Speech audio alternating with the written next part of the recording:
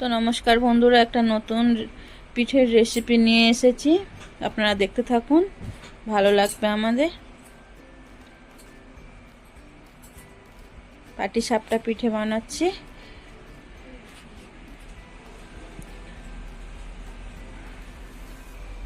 রামধনু পাটিসাপটা।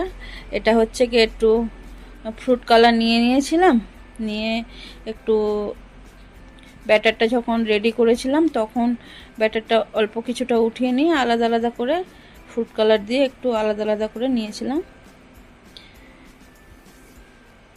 দেখতে থাকুন, ভালো লাগবে। আমি পুরো রেসিপিটা দিইনি, যদি এই রেসিপিটা কেউ নিতে চান তো আমাকে একবার কমেন্ট করবেন।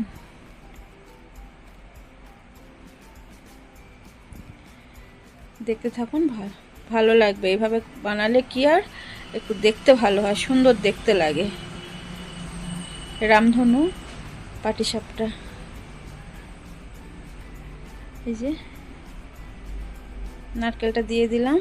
নারকেল একটু, এর মধ্যে কিশমিশ আছে, একটু কাজু আছে। এটা এখন নারকেলটাকে গুড় বানিয়ে নিয়েছি একটু চিনি দিয়ে, কারণ আমরা গুড় পছন্দ করি না, তার জন্য চিনি দিয়ে বানিয়েছি।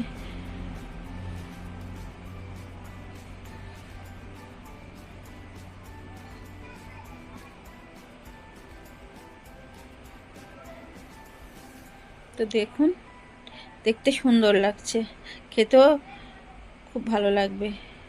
একবার বাড়িতে ট্রাই করবেন, ভালো লাগবে।